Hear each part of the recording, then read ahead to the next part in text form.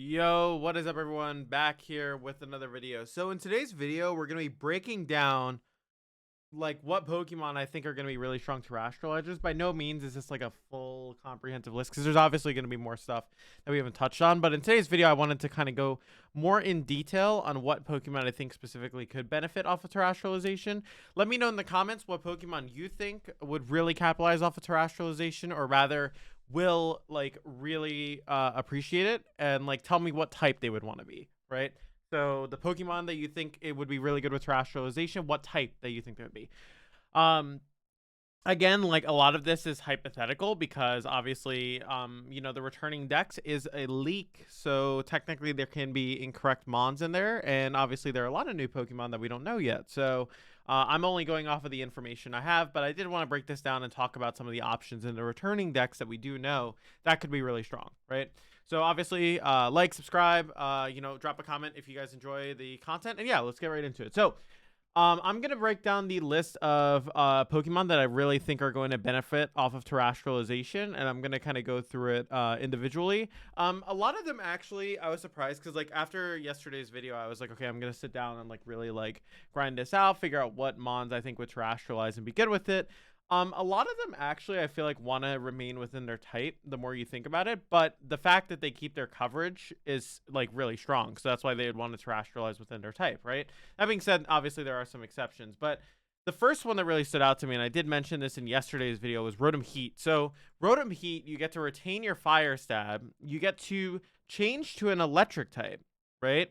So even though Rotom's stats are kind of middling, you literally get to change this thing into a type electric where it has no weaknesses, right? So not only do you still retain your overheat stab, right? You obviously have Thunderbolt, then you have Nasty Plot, Protect, but now you have a mon that has essentially no weaknesses, already has decent bulk, and you can set it up properly without even having to worry about taking super effective damage. On top of that as well, terrestrializing makes Thunderbolt chunk way harder, so it's going to be way harder for your opponents to just sit there and eat a Thunderbolt, right? It's way more threatening. So to me, this is like one of the craziest benefit, or like one of the mons that crazily benefit from terrestrialization. This actually goes for most Rotom forms, to be honest, because you could also do this with Rotom Wash as well, if you think about it, right? Because Rotom Wash, and then you terrestrialize into electric type, obviously, right?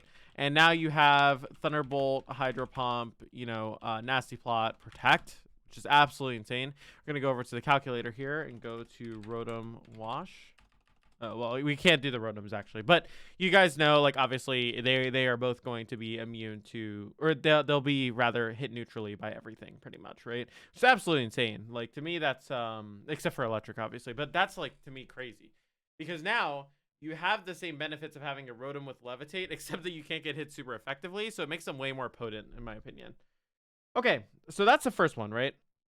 That's one of the first ones I want to talk about. Second one I want to talk about was Hydreigon. So obviously you guys know I mentioned this yesterday. Now, what makes Hydreigon really interesting is I actually think it'll be one of the better uses of Terra Blast. If you look at Hydreigon's coverage, it's super wide, right? So there's quite literally, obviously you have your water coverage, you have your, fire coverage, you have ground coverage. There's so many things you can do with this steel coverage.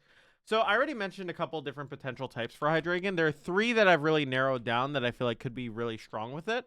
So the first one I want to talk about is the fire type, actually, because the fire type is really strong on Hydreigon because you have Levitate, so you're only weak to water and rock, right? And water is initially resisted by Hydreigon, so they have to click a water move into your Hydreigon. And rock, they literally, like, they can click it, but you still have ways to play around that, right? Like, it's not like you're just going to sit there and, like, take it all the time. Now, Hydreigon also has Flamethrower, which, now that we know Terra Blast base power, right, is going to be stronger than Terra Blast. So you actually have a pretty strong stab with Flamethrower, okay? So that's one. Now, second one I wanted to mention that I thought was really interesting was Electric, because, again, Levitate Electric type, really strong, right? So Hydreigon then gains, obviously it gains a weakness to ground, but that's literally cut off by all of its other immunities. So now it, even though it gets hit normally by everything, it literally can sit and, like, hit all of these types with, like, Dark Dragon Stab and it also has an electric coverage move, which now can break bulky waters and break through some of the other things that otherwise would annoy Hydreigon, right? So one notable one in the dex, I think, is Azumarill, right? So it gives you some counterplay to an Azumarill, for example. And obviously, I think that one's a bit more niche. I think the electric one on Hydreigon is probably the most niche one. The last one I want to talk about that I thought was really interesting was actually the steel Hydreigon, because again, levitate, right? So you're only weak to fighting and fire now. Fighting obviously is a consistent weakness, but fire literally only carries over if you it only like affects if you terrestrialize. So they would have the fire type into your terrestrialization, which is kind of crazy, right? You also gain a resistance to what you're otherwise weak to. Fairy, Hydreigon notably does learn Flash Cannon as well. So if we look over here, it's base 80 power, and I think you want to go with Flash Cannon because Terra Blast doesn't have a secondary effect besides changing between physical and special, I think. If it like obviously depending on which is stronger. I think that was said in like one of the trailers or something. So to me, right, like Flash Cannon is always going to be optimal here unless there's some benefit to Terra Blast, right? So that's also really like nice for Hydreigon as well. Then you get the Steel Dark Dragon coverage, which is a pretty wide range of coverage. The only thing that's really struggling to hit is probably going to be something like a, what was that struggle to hit? Probably like an Incineroar, but Incineroar doesn't exist. You can still Draco Meteor in the Arcanine, so yeah. Like you literally don't have to worry about that.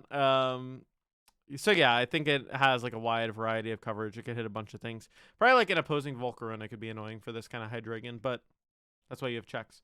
All right, next one I want to talk about, and this one is obviously the one that people talk about the most right now, Tyranitar.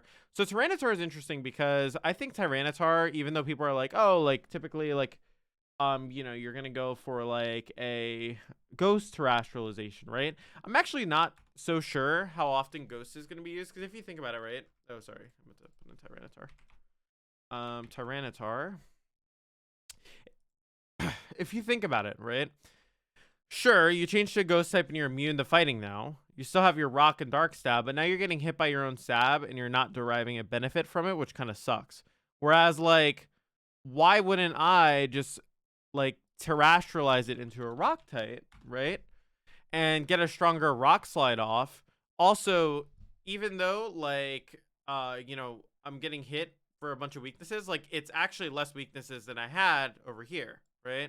So now I'm actually, you know, doing pretty good for myself. And some of the things that I was immune or resistant to, like they'd have to click that into a Tyranitar. Like, are they really going to do that? Like, is anyone going to click a psychic move into a Tyranitar? Probably not, right? Is anyone going to click a ghost or a dark move into Tyranitar? Probably not, you know? So to me, right, it's just a pretty, it's like a no-brainer option, right, to turn into a rock type, and you lose some of your weaknesses.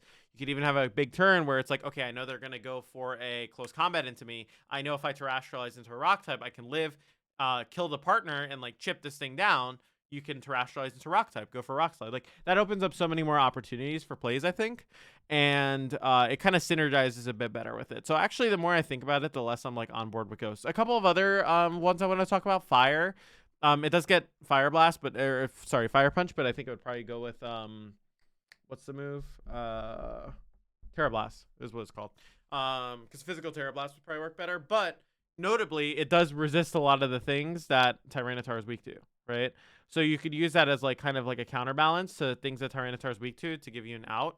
Obviously it has some carryovers, right? So water, ground, and then rock. Rock is a new one, right? That's normally neutral into Tyranitar. Stuff like that. It makes it interesting, right? The only thing is like obviously again it's gonna be getting chip ice sand. It doesn't derive the same benefit from it. But changing into fire type does let you break stuff like steels, which sometimes Tyranitar has a lot of trouble breaking. So something like that could be really interesting as well, right?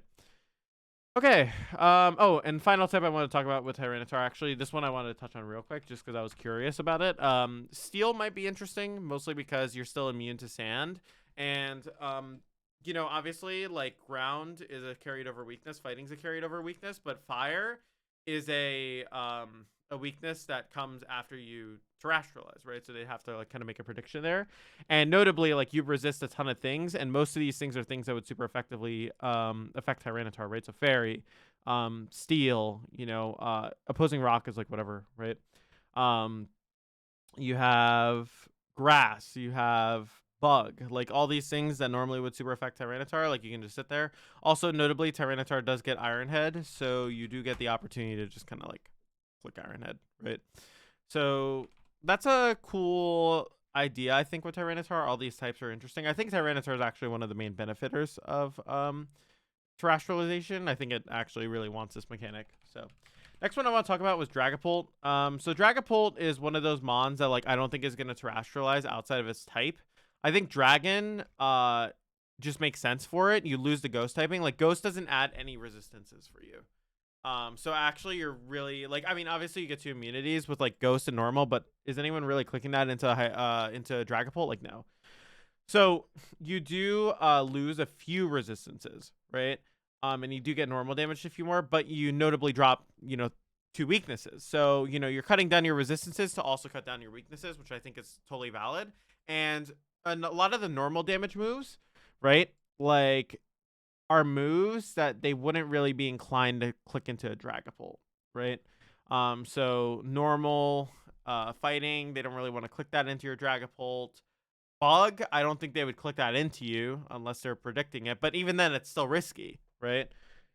So I think you can play that mind game a little bit with your Dragapult, and I was thinking like Choice Band Dragon Darts Dragapult could be absolutely insane, right? I mean, let's actually put this in a damage calculator.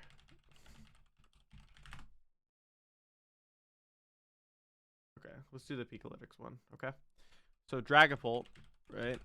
And then let's do Tyranitar. Let's do Tyranitar as an example, okay? Now let's give this Dragapult 252 Choice Band, okay? We're gonna give it Dragon Darts, yep, and we're gonna give it Adaptability for the sake of checking with terrestrialization. Okay, so quite literally, okay, let's cut this down to what a normal Tyranitar spread would be, which is probably this, right? Dragon Darts is chunking so much damage off of Tyranitar, right? Now let's do something like a Garchomp, okay? Dragon Darts absolutely demolishes Garchomp. It demolishes Salamence. It has Clear Body too, right? So obviously it's not doing this. Even stuff like Arcanine, right? Which is typically supposed to like not take too much. We're gonna actually remove the drop because obviously it has Clear Body, right?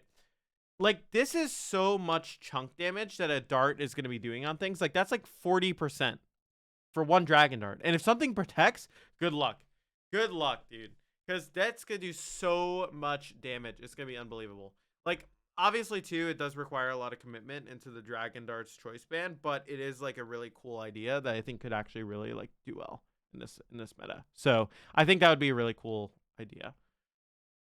All right, so next up is, and this one I want to talk about too, it's actually going to be Gardevoir. I think Gardevoir has a lot of potential in this meta as well, mostly because it usually runs Scarf in these kind of meta games, and it also really has like strong fairy moves that it gets to utilize, and it has a decent special attack, right?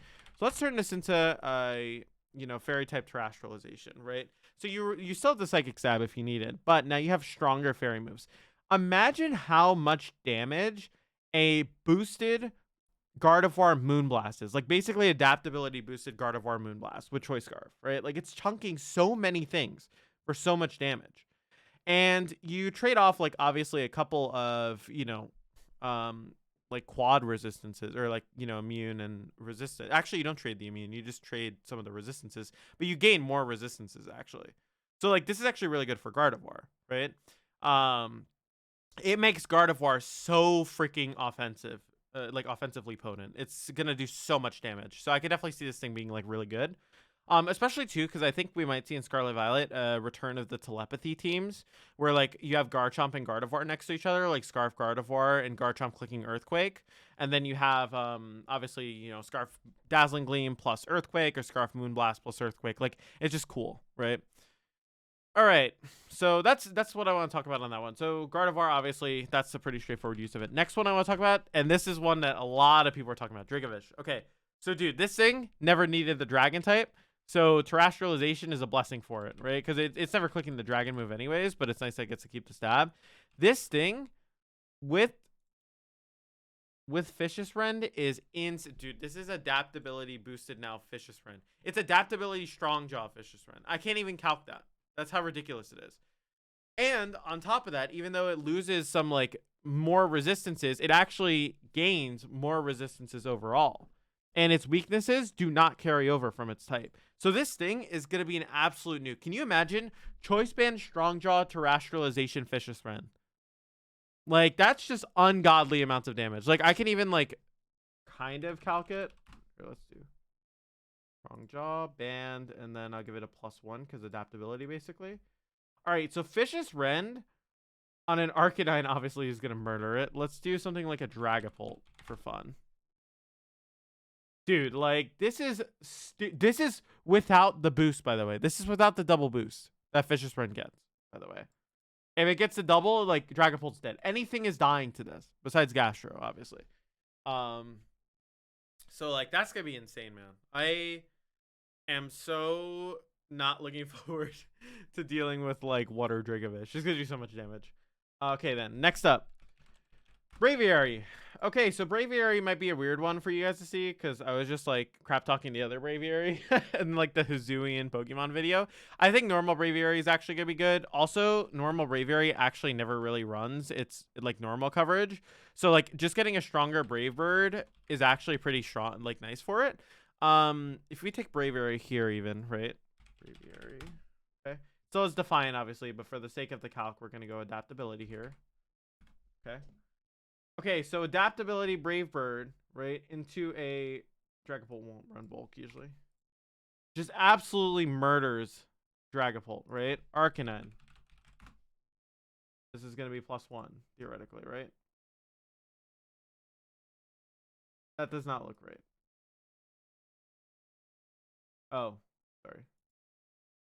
All right, so this is a 252 defense Arcanine, which isn't really common. So let's lower this down, like maybe like 100 I could see or something like that, right? Dude, this thing murders Arcanine. It's going to be insane. Like, dude, like Flying Tera Brave Bird is just incredible amounts of damage for Braviary. And this is without Adamant, by the way. Like, you very well could run Adamant on this thing, I think. And this isn't a Life Orb included either, right? Like, if you include a Life Orb, it totally changes it. But, like, yeah, like, because usually Braviary is actually pretty fine with like just going bulky, right? I mean, you could make it fast too, right? Like that's just up to preference, I'd say. But yeah, it depends on like what you're trying to benchmark for in the format, right? But anyways, absolutely insane mon. I think Brave Bird can do so much damage. It doesn't really like get hurt by losing the normal type. Like, I mean, let's take a look.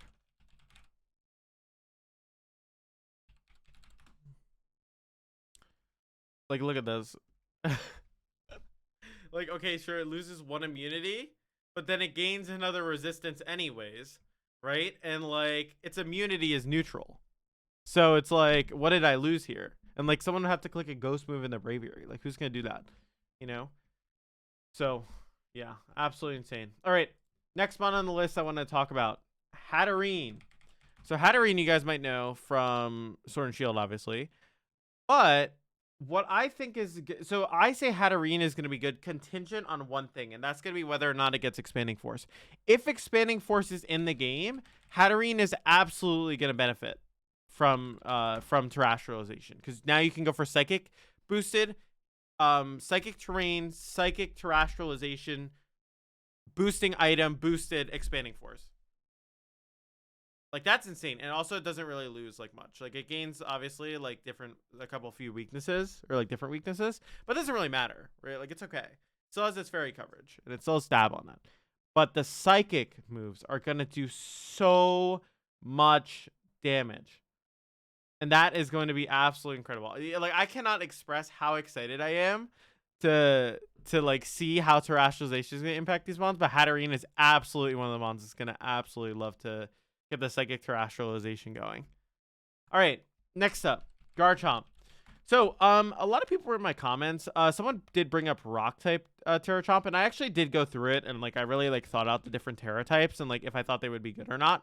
So here's my one problem with Rock. We'll cover Rock Garchomp first. So even though yes, you do gain stuff from the sand, like you do gain like way more weaknesses that I don't actually think it benefits you that much. Like maybe if you're going to Yeah, I just don't really see it, to be honest. Like, I just think it gains too many weaknesses, and it also doesn't synergize well enough with Chomp to where like you're getting enough damage for it to be worth, right? I think when you terrestrialize it into a ground type, for example, right? Like it actually benefits pretty hard because it is doing way more damage. It loses a fairy weakness, right? It loses its dragon weakness. It gains water, which it wouldn't otherwise super affect it. Grass, which otherwise wouldn't super affect it. So you don't have to terrestrialize in front of those things, right? And then ice goes down to 2 times. So you're effectively like, it's very efficient in terms of what you're trying to do with Garchomp.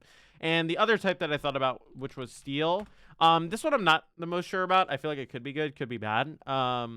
But Steel does allow it to counteract some of the things that otherwise it would be weakened to, right? Because now it resists dragon moves. It hits, Fairy for super effective. It hits the Ice for super effective, right? And realistically, anything that would hit it for super effective, like someone would have to click a fire move into Garchomp, right? Fighting and ground obviously are more likely to click into it, so you'd still have to be careful. But yeah, I still think ground would probably be the best application of it. I just think it makes the most sense for Garchomp, because it doesn't always need that dragon type anyways. And even though you lose some resistances, like I think what you gain off of it is way better, right? So to me, that's probably like the most interesting thing. But yeah, that's pretty much it for Garchomp. I just thought that it would be an interesting one to bring up. You'll notice some mons are like that I'm talking about are mostly like retaining their types or like kind of staying within their type chart, and that's just because like I think they would have like more use staying within their types. So, all right. Oh, sorry. Volcarona. All right, so Volcarona changing into fire type. Now, here's why I think this is good. First off, obviously, Volcarona has a really strong stat pool, but it does have a weaker defense, right? And that weaker defense is usually capitalized on by like moves like Rock Slide, right? Like Rock Slide does a bunch of damage. Obviously, you have some other moves that can check it. God, I really need a haircut, by the way. My hair is like bugging me. I am gonna get a haircut before Scarlet Violet. Don't worry. Anyways, I do think that changing into Tera Fire would benefit it more. Obviously, it loses. Actually, no, it doesn't lose any resistances. It still has all the same resistances, and you just cut down your weaknesses. Yeah, there's literally no drawback to this. Honestly, like you add a ground weakness, but like just don't terrestrialize in front of a ground type. If you think they're gonna go for a ground move, like yeah, this is just so beneficial. Actually.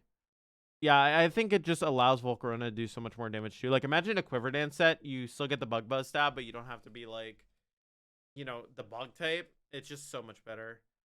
Wow, yeah. And like also too, realistically, like all the things that do normal damage into you, like some of them might not want to click those moves into you depending on the situation.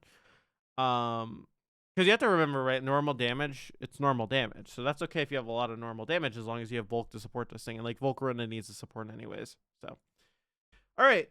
So final mon I want to talk about, Torkoal. Torkoal's in a similar boat to Hatterine. I think it just literally wants eruption. Here. Eruption. Fire. Yep. Literally just want stronger eruption, right? Like you just get like a super powerful eruption. You don't gain or lose any resistances. Typing wise, it's very easy. But let's stick Torkoal here.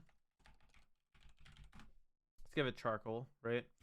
Okay, it's quiet max. Okay. And we're gonna give this thing adaptability, but we are still gonna have the sun up. Okay. And we're going to Arcanine's perfect. Okay. Look at how much damage this eruption. This is an Arcanine, dude. This is an Arcanine swapping into Eruption Torkoal, and it's literally taking up to 68%. This is max HP, right? So let's even like do it in a realm where they're calm, right? Like they have some special defense investment, right? They would need to be. Let's see. Yeah, like to eat this comfortably, I'd say they can't be like 121 because that's not comfortable. You can actually get like to a KO'd pretty easily. To comfortably eat this, right? Your Arcanine would have to be like, yeah, it literally have to be like 156 calm, 252 HP. Like that's so much damage. Even on stuff like, let's check like Garchomp, for example, right? Eruption. Boom. Look at that. It is doing so much. Oh, this is a mega too, dude. This has even more bulk than normal. This thing is crazy. This is Garchomp with HP. Garchomp with max HP still gets killed by 2 eruptions from Torkoal with terrestrialization. It's just crazy. Like this kind of damage is like unprecedented. So to me, that's gonna be absolutely insane. So hopefully, as well, this video got some of your guys like brain gears turning, or however you say it. I really enjoy like going over terrestrialization. I'm so excited for the mechanic. It's actually gonna be so dope. So I'm like really excited for it. And it's fun to talk about too, you know, because obviously I think it's a really cool mechanic and an idea. So let me know what your opinions are in the comments, guys. If you think I missed any Pokemon that you think will be really good, make sure to let me know. And yeah, obviously, make sure to check out Patreon if you guys would like to, if you guys would like to support me. And also make sure to check out coaching if you guys would like to make sure that your skills are on the top level of VGC for Scarlet and Violet when events come back. But yep. All right, guys. Thank you so much for all support. As always, incredibly appreciate it. See you guys next video. Peace.